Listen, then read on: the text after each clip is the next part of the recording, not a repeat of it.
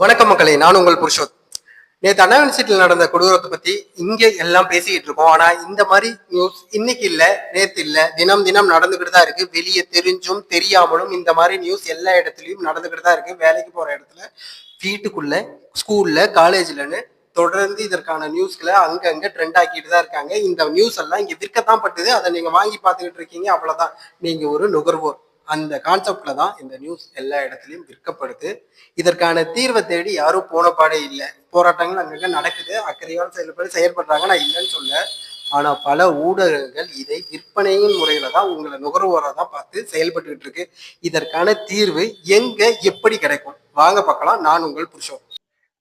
இங்க இருக்க பெண்கள் பல பேத்துக்கு ஆபீஸ்ல, வீட்டுல, ஸ்கூல்ல, காலேஜ்லன்னு இந்த மாதிரி பிரச்சனைகள் நடந்துகிட்டு தான் இருக்கு. சில ஆண்களுக்கு கூட இந்த மாதிரி பிரச்சனைகள் வந்து சேரதான் போகுது. ஆனா இதெல்லாம் சரி செய்ய ஒரு மனிதனால் முடியும்னு நினைக்கிறீங்களா? முடியும்.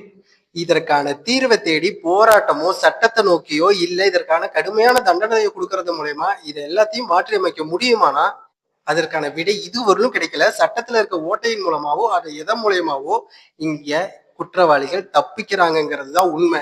இங்க பிளாஷ் நியூஸா, கொல்கத்தா நியூஸ்ல இருந்து, கள்ளக்குறிச்சி நியூஸ்ல இருந்து நேத்து நடந்த வரலும் பிளாஷ்ல வந்துகிட்டு தான் இருக்கு. தினம் தினம் அந்த நியூஸை போட்டுக்கிட்டே தான் இருக்காங்க. ஆனா குற்றவாளிக்கு கொடுத்த தண்டனையோ தீர்வையோ இதுவரையிலும் அதே நியூஸ்ல போட்டிருக்காங்களா? கொஞ்சம் சிந்திங்க. அப்போ இதற்கான தீர்வை யாரும் தெரியல. அன்னைக்கு அந்த நியூஸை உங்ககிட்ட வியாபாரமா விற்கிறாங்க, அவ்வளவுதான். இதற்கான தீர்வை தேடி போகணும்னா உங்களாலதான் முடியும். பாதிக்கப்பட்ட பெண்கள் எல்லார் வீட்லயும் இருக்காங்கிறது தான் உண்மை. சோ அடுத்த தலைமுறைக்கு சரியான வழிகாட்டுதல் கொண்டு போறது மூலமா இதை தவிர்க்கவே முடியும். அதை புரிஞ்சு நடந்துக்குங்க.